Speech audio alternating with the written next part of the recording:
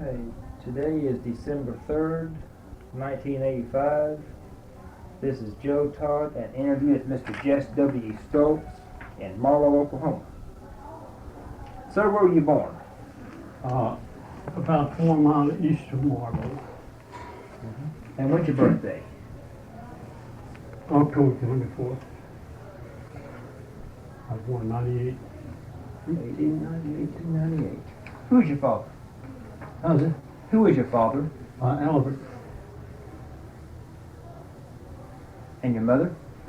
Mary, Mary. What was her maiden name? Trimble. Trumbull. And where were they from? Well, Texas, I believe both of them. Did your folks say why they came to Oklahoma? Well, I've heard my dad joke about it. It was because of terrible drought in Texas. Now, you don't have to write, but he told me that they had a drought there and they come across the river because it rained over here. They just stayed over from the new country. What year did they come to Oklahoma? You know? No, I don't. Did your father homestead over here? No. No, he didn't. You buy a relinquishment? No, he just rented. Just rented. Okay. And was the town of Marlow here when your folks came? Mm-hmm. Yes. Small, but it was here. Yeah. And your father was a farmer. Mm-hmm. Yes. As a small boy, what chores you do in the farm? You what? What chores you do in the farm as a small boy? Oh, see, we didn't have tractors then. I plowed at home. How many acres did you plow in one day? Well, about 10, 9 or 10 acres. See, we didn't have big tractors then. But you could plow 10 acres with a good team of mules. Had a walking plow? Either one, walking or riding, either one. If you're a bit fast enough, either one. Yeah. We Is had, that riding plow a sulky plow? how's it? Is that a sulky plow? Yeah, that was breaking plow. Mm-hmm. You know, breaking plow, I'm not, you break about, well, it depends now, if you had a two bottom breaking plow before, but a 1/16 bottom, you couldn't turn for about 3 acres a day. What kind of crop do you raise? Cotton and corn, Cotton. peanuts. How many pounds of cotton did you pick in one day? How many could I pick? Yeah. 300? 300. Is that a good day? Yes. Mm-hmm. For me it was. Mm-hmm. What kind of land does it take to grow peanuts? What kind of soil? Sandy.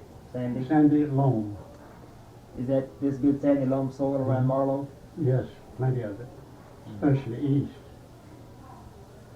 Mm-hmm. Where'd you start school? 3 miles north and 2 east, Duncan. Shannon School. Shannon. Was it a one-room school? Right. How did the one teacher handle all the grades in one room? Let me tell you that story, will you? Sure. You see, until 1907, this come state, you know, in 1907, all the schools was in town. But they surveyed the country of section line townships. They built one-room schoolhouses around. And the people met and elected trustees, 3 trustees, and they done the hard of the teacher. And they hired a young lady just out of high school from Duncan, Oklahoma, Harriet Lewis. I'll never will forget her. She was my first teacher. And she come out there, and the first day we met,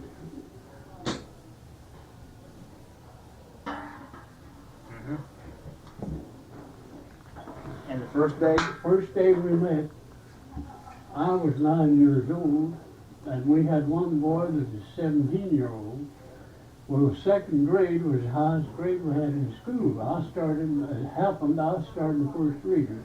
My father and mother, they taught me to read and write in the multiplication table. I started in the first reader. I'm 9 years old.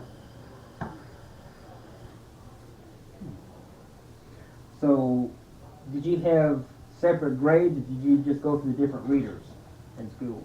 Well, and we had second grades. Mm-hmm. But only, you see, we had the primary, first reader, second reader, third, fourth, and on up, fifth to 12th. Mm-hmm. Of course, now the country schools, you had to get up, if you were in high school, you had to go to town. So each class had their own reader that they studied. Had the readers. Had their each separate reader that they studied. Right. And when one teacher was working with one grade, what were the other grades doing? Because they're all in one room, weren't they? Well, when we had one room, one teacher took care of everything. Mm-hmm. Later on, we had two teachers. Mm-hmm. But we had more than one room in school. Bray, for instance. You know where Bray is, huh? Who did they name the town of Marlow after? The Marlow boys, Outlaws. Why did they name it after Outlaws? How was that? Why did they name the town after Outlaws? I don't know. Are you familiar? There used to be some caves down here. Now, the creek made a west turn and there's a bluff. And there's a cave there that you could ride down in on a horse. And the soil is gypsum. You know what gypsum is. You can build a cave and hold that. But anyhow, they had a window in the bluff side that they could jump and get out of. But they could ride down from the outside and go on horseback. And when they got in there, well, of course, we'd had bombs and things then, like how now there's no trouble. But it was a pretty good place to be. And actually, right where the cave used to, where they was, but the plaster mill moved in here later. We call it cement. And that gypsum dirt, you make plaster cement out of it, and they just used that whole thing. And they done away with it, just dug right on it, destroyed those caves. But I'll show you where they should have been now, where they was. Was there someone mentioned a hanging tree here in Marlow?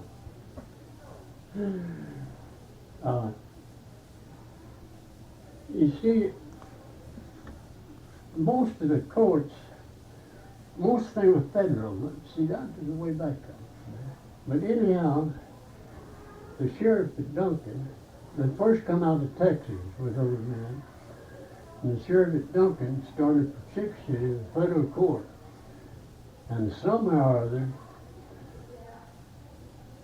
the mob got hold of it, and they took them away from him, and brought them into Marlow. And you know what a liver barn is, where they used to have horses and mules and put the boat. They took them around there and hanged them up to the rafters in there.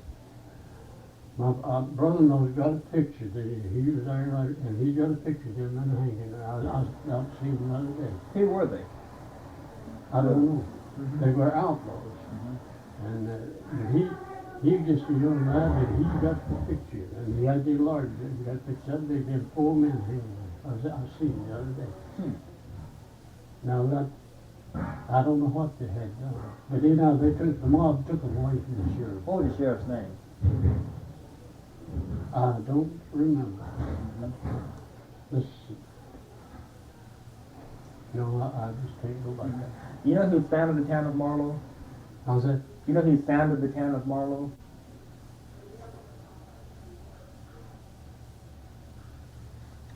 Oh, neighbors.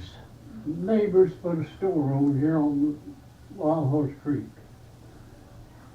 And it was first down there, but of course, the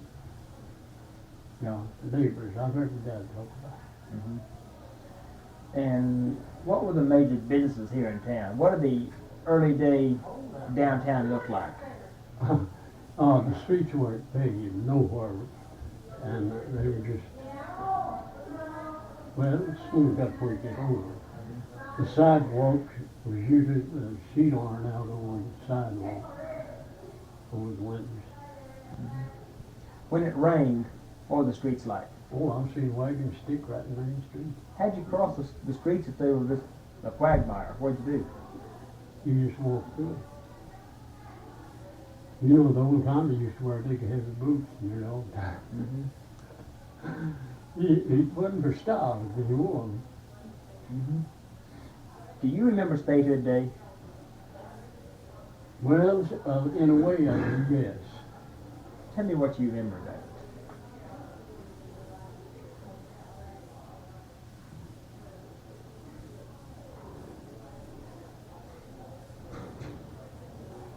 I can't think of any, just any certain thing that let's see. No.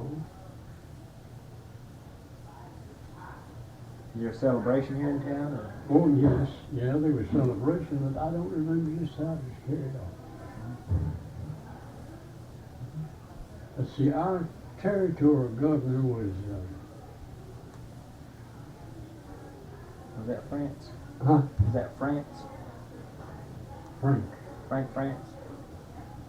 I believe it was. And then at the state, Bill Murray. You remember Yeah, I've heard about him. Bill Murray, Frank Law. How long did you work on the farm? Until I was, until I was about 18. That was about 1916? Yeah, in the latter part of 18, I enlisted in the Army, regular Army. What did you enlist? 6 6A? Why did you enlist? What? Well, there's a war going on, and I don't know. I just decided I'd just join the forces. There's a war going on. That's all I know. And where'd you take your basic? San Francisco. Tell me about it.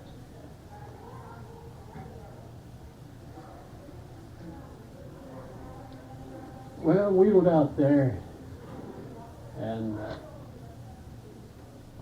first we was in the Coast Guard Artillery. See, I just joined the Coast Guard Artillery.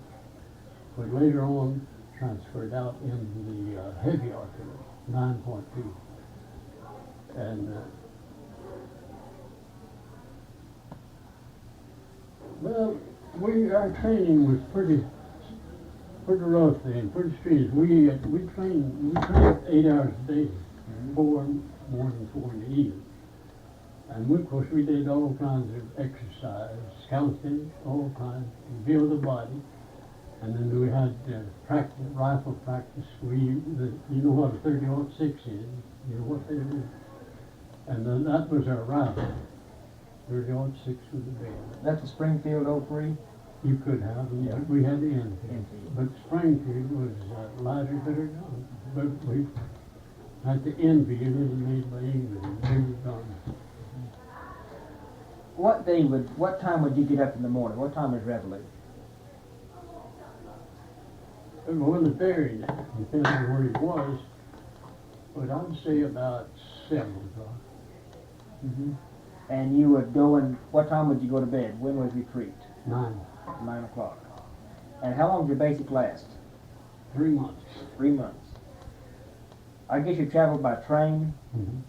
Anything happened on the train trip to San Francisco? No, we left San Francisco,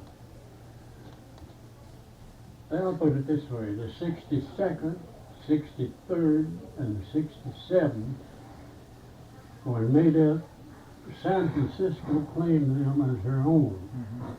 There was 15,000 men in each one. And we left there and come over to Hoboken, New Jersey. And we had taken 3 big liners away from Jersey. The Crown Prince, they renamed it Mount Vernon. The Bismarck was they named it the Anti-Nazi France. And the third, I forgot what it, but anyhow, each ship carried 15,000 men. Well, we went across, and destroyers and subs carried us out about 500 miles and then plunged through on our own. But we had 6-inch Davy rifles mounted on the bow and stern of the ship. And that way that give us pretty good firepower. Well, say, about the third day out, we sunk a sub. They they didn't have a chase. We were going V-shaped, Crown Prince of the lead or Mount Vernon. I was on the with France over here, others over here. Anyhow, he come up way out here. And it just happened to look out, got him and me when he come up. And they said, oh, they had, you can just figure out the amount of 16. A Navy rifle will shoot a lot further than a 8-inch Hauser will. And it's accurate. You turn all the way around with a Navy rifle, swivel. And he didn't have a chance. Any survivors of the submarine? Huh? Were there any survivors? No, you submarine? rode him off. There was nothing come up with the wreckage and oil on the water. Had San Francisco pretty well cleaned up after the earthquake when you were there? There was still a lot of sign up down the main part of town and back in the hills. And you've been there, haven't you? Yes, sir. It's Long recently. Hill? Yeah. Long Hill Shepherd. Except that's where the wealthy class live. Well, that's what we used to. But there was wreckage still down there. Now, Market Street, the cable cars and all were right on there running, still are there, I guess. But it suffered quite a bit. Did the Army help clean up any while you were there, or? No. No, I can tell you what, an engineer, I talked to the engineer, stationed on the waterfront just in, and he told me that he seen a 50-foot wall of water coming right around through there, and he comes running up Market Street and got away. But he said a wall of water 50 feet high come in on them people right before he knew what's happening. That earthquake, she made a tidal wave. Now, I wasn't there, but like the wreckage, a lot of it still there, but that's what he told me. He managed to escape, but there's thousands of them didn't. They drowned. When you landed in Europe, where did you land? Brest. Brest. South. And what did you do in France? Part of the time we drove a truck. See, when we got there, we motorized. The Army before that, we had the honor of being the first people to ever use the Caterpillar and motorized our thing. Anyhow, I was a truck driver, ammunition. But make a long story short, we had a Secretary of War, Newton D. Baker, read of it. And that's what he was. He's Secretary of War. Our President Woodrow Wilson didn't know one end of guns from another. But Newton D. Baker was a warman. And Douglas MacArthur, you heard him, John Blackjack there? Blackjack was John Jay's his name, Commander-in-Chief of everything. Douglas MacArthur was a field commander. And so we went over there, and instead of, while the English was fighting up here on the English side, the Germans sent a pretty good army there to meet them, had to. And they did have it there across the street. And our Secretary of War sent us around in Blue Brest. And 45,000, but we went around and lowered rope netting on the side of the ship. You ever climbed that? You know what I'm talking about. Yeah. So we went overboard with the rifle and the ammunition, loaded rifle, the belt full of ammunition, canteen of water, and 4 or 5 days supply of rations in tin cans, hard jack, blue. And we was 45,000 of us ashore before they realized what had happened. We come behind, and to make a long story short, about a year before that, the Russians decided to take over. And the German artillery, you read about German artillery, at that time they could. They cut them down in piles and stopped them, drove them back. But we went in, and the Russians had regrouped. And they was out seeking vengeance. And when they seen what was happening, here they come. Well, the Germans, when they seen the Russians coming, they surrendered to us by the thousand. And I knew Douglas MacArthur and Blackjack Pershing met the Russian general and sent him back. Well, they didn't fool him. And they went back. That's where I never made a mistake. He led money into Berlin. MacArthur, Blackjack, sent him back home talking to himself. Didn't leave that part in the tree. If I had not done this like they did, they wouldn't have done it. He wouldn't let him into Berlin. They didn't get to Berlin the first one. What big battles were you in? Well, none speaking. Behind the lines all the time. Yeah. So you weren't in the Meuse-Argonne, or? No, but the San Healy. Yeah. What do those trenches look like? Well, trench, anywhere, there's some of the trenches that you could ride a man on a horseback could ride through. Yeah, they're large, and some of them small. How deep were they? Well, they're deep enough for a man on a horseback. They're deep as here. What, 6, 7 feet? Well, if you said, you know how you'd be on a good horse. Yeah. Or you'd put a little level. Park it's on the side, you know. So, I've seen them that way. What about sanitation facilities in those trenches? Strategies. Whatever you had. They just dug off the side, or what? Well, you had to fix them, and you had to take care of all that stuff. Dig a trench and put a framework over it, and then Senator had to keep it. You had to take care of yourself. There wasn't no sewer and nothing like that. What would you do on Armistice Day? Got drunk. Where were you? Oh, we were just out there. Let's see.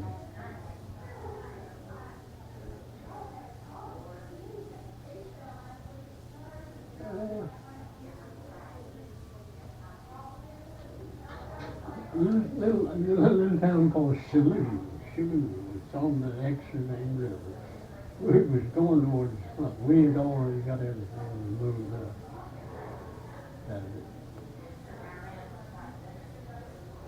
Yeah, most of us celebrate consider. Where'd you get the whiskey to get drunk? Oh, every cafe and every store in town had wine and cognac. You can buy it cheap.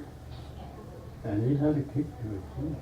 So there's a big celebration there where you were? Oh yeah. Yeah. A lot of it had to be helped back in. Help each other. Did you take many German prisoners? Do what? Did you take many German prisoners? No. Oh, we had them back there, yeah, but and we didn't take them, but I seen them by the thousands marching back. What was their reaction to the American army, the German soldiers? Friendly. Friendly? Yeah, they was glad to be taken. A German at that time was lucky to be taken by the German army. I mean, the American army, he was lucky. A German, I seen about 1,000 marching by. They were glad to be taken prisoners by the American soldiers. And of course, you know why. Americans are human. It don't matter if you're their prisoner, they'll feed you in, give you a place to stay, and not torture you. American army never tortures prisoners. A prisoner has really got it better. He's got a good place to stay and eat everything first. Eat to the way out. Humanitarian, we're good on that. Our Constitution guarantees it. Did you stay for the Army of Occupation? No. No, we come home about 6 months later, but I never did go up there with the Army. Where did you come back to the States? What port? What port? Yeah. Oh, Hoboken, New Jersey. Is that near New York City? Yeah. Let's see, Hoboken is on the, the Hudson River comes down, and Hoboken right over here, well, here's Long Island, and here's Hoboken, right in New York City, right there. Hoboken, right Did you go by Statue of Liberty? there. Yeah.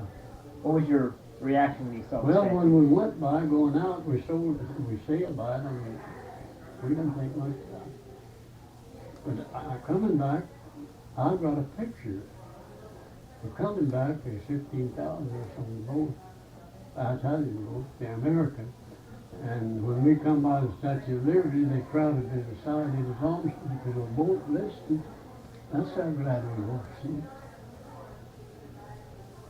We didn't think much about it going out, but boy, we did coming back. She looked pretty. Mm-hmm. But I got a picture taken when that boat, the old boat listed at the main deck mount there touched water. What was the name of that boat? America. I tell you, America. It's about, it's a four-staffer. It's a good ship. You say you had been an Italian ship? Yeah. Did we fight Italy in that war? Nothing. Yeah. Let's see. They were our allies, I think. Let me see. So did Italy just give us that ship then, or what? What? Did Italy just give us that ship, or did we confiscate it? I don't know. We took the German ship. Yeah. What about that Italian Well, ship? you see, the German ships, like the Crown Prince and the Bismarck, and the other whatever, I forgot. They were just full, every one of them, 900 feet long, with dandies. And they run in port over here to keep the British subs from sinking them. And we just took them. When we got in war, then we already had them in port there. They'd run in for safety. And our government just took them over. And the Germans were glad to be taken over. They had a good home. What was the Italian name of that ship? Do you remember? We come over. Yeah. America. Okay. Was that the name the Italians gave it? Yeah. Okay. I reckon because later on, a year or two ago, I seen that ship. They had made what do they call these ships? The tour ship, Cruiser or tour line ship, or you know that the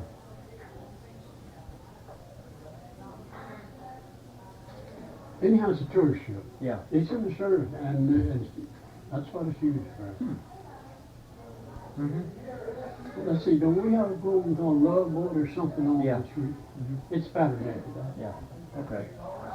What did you do after you came back home? Went back on the farm. And how long did you stay on the farm then? Not too long. I went to work in oil, roughnecking, Where? out northeast of Marlow. See, we had rotary rigs then. You ever work in the standard rigs? No. No, the standard rig started the whole thing, but standard rigs are no good in gumbo. And they brought the rotary in because rotary, you can pump your way through the gumbo with the rotary, and that standard is standing and bounce up on it. So this is gumbo around here? Some of it, the layer down there, yeah. Yeah. What did you do as a roustabout? What were your main duties in the oil fields? Oh, take care of carrying, getting to supplies and repairing jobs. And, well, just everything going. He could even rough that when he had to. He could even serve on the rig. He generally was a handyman everywhere.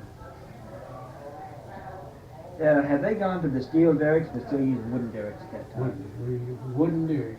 First started out, the first derrick, I worked on the first one I was there, I worked up 80 feet high.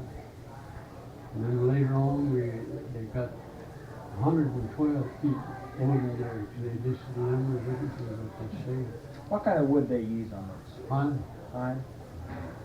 Two, but well, it depends. The pine is made out of anywhere from 2 by 6 to 2 by 14.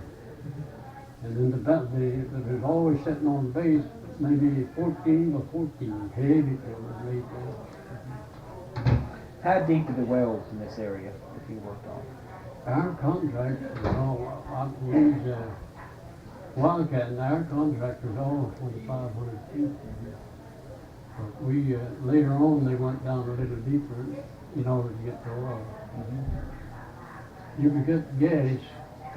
Gas, there's one of that small gas stand right out northeast of town here that's not over 1,300 feet, but it's not much to it.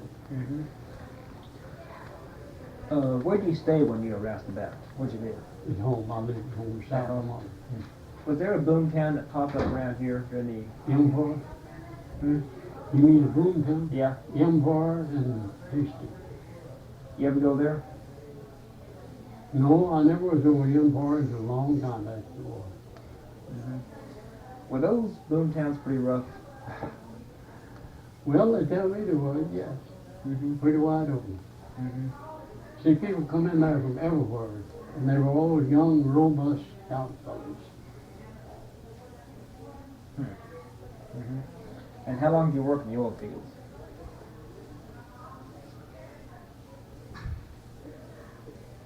About 3 years. And who you working for? Reed Midgett and Dr. Montgomery owned the rig that I worked on. First, then later on I worked for a company. Walker, a fellow named Walker was his driller. What company did you work for? How's that? What company did you work for later on? Montgomery Drilling Company was one of them, and Yeah. the other was, I forgot what the other was. How come? Why'd you quit the oil fields? And then I made several trips to California. I'd go out there, work and do the harvest season out there, and come back. Made several trips out there. What year did you go to California? How's it? What year did you go to California?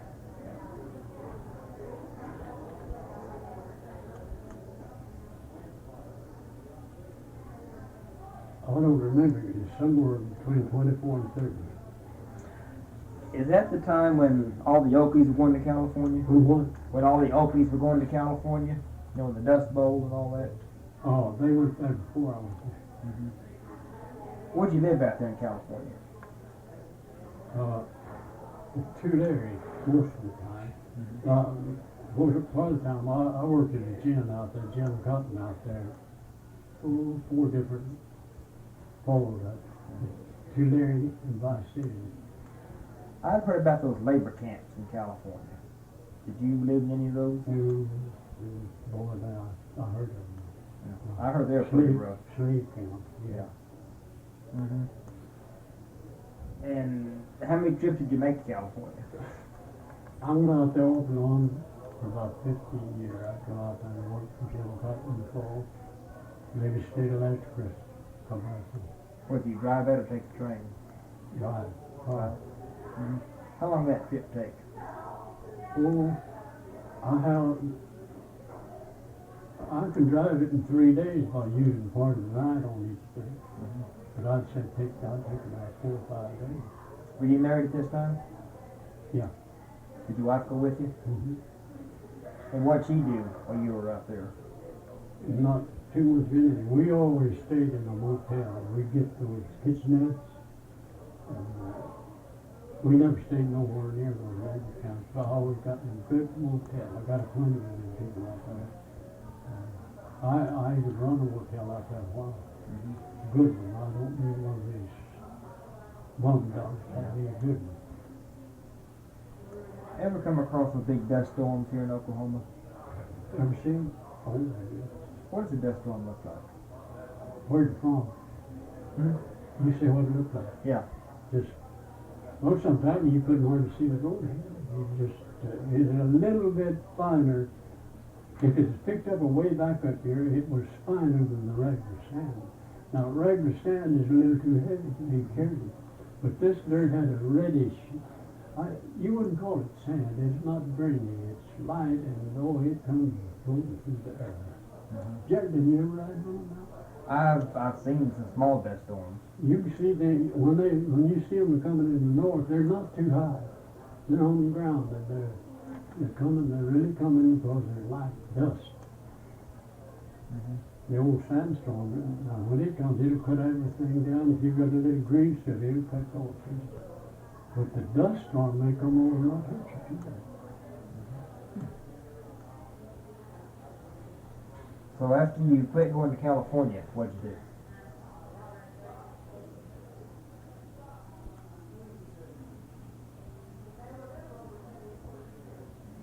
Let's see.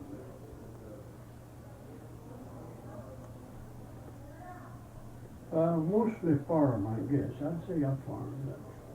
See, I started farming when I farmed with mules. And then finally when I got a John Deere tractor, two-wheel John Deere tractor. And that was the first tractor I owned. Before that, I drove mules and horses to plow with. What did you prefer horses or mules to plow with? Horses. Horses? Why? I don't know. They just, a mule, I never did trust the mule too well. And I trust the horse if I train him myself. Yeah. And what year did you get your John Deere tractor, your first one? Let's see, I don't remember. But on my 21st birthday, my dad bought me a saddle horse. He was 3-year-old before he was tested. You want to be tested. And that he stood, I couldn't see, he stood high, he was blue. And every time I got in the saddle, it hissed. And I taught that horse, I go out to pasture and whistle, and here he comes. And I never did tame him. And I go call him. I used to ride him over at Marlow. We lived a mile and a half east of Marlow. I'd pull the bridle off and hang it on the saddle horn, and 3 minutes he'd go home. And there's a gate, the yard is fenced, the gate out here. My dad, he'd hear that horse come out, let him in unsaddled. And after a while, I'd walk just a mile and a half. I'd walk in, and Dad said, "Is that you, Jeff?" Sometimes he pulled the bridle off and go home, and I didn't want it. He had a habit of rubbing that bridle off. How did the Depression affect you and your family? Well, I'll tell you. We raised mostly, we had a bunch of Jersey cows and chickens, and we had plenty of hogs. And we had our eggs, milk and butter, and corn to make meal out of, and meat and stuff. We raised it. If we hadn't raised it, we'd done it without it. So we raised most of it. What about World War II? What did you do during the war?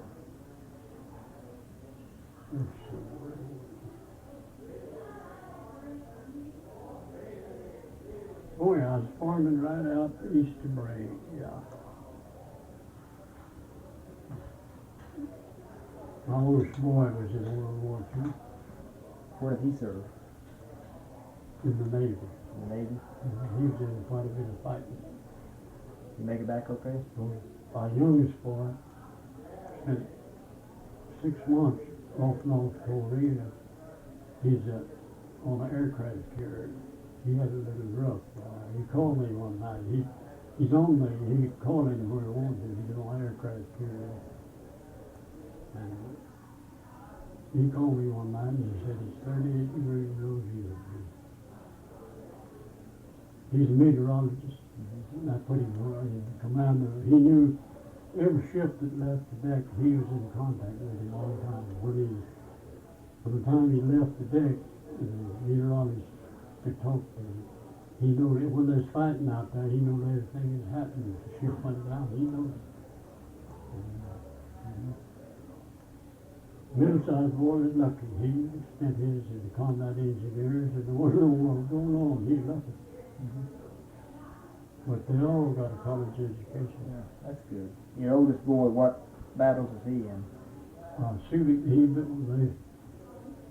They took the North Japanese at Subic Bay, I believe it was Subic Bay at Manila. They made their way in there and whipped the Japs captured it. Was he in Midway? No, I don't think it was. Well, it was mostly aircraft type. Yeah. I mean, air.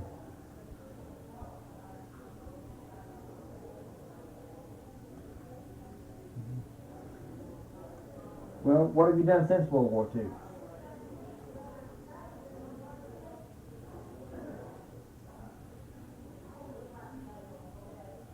Let's see.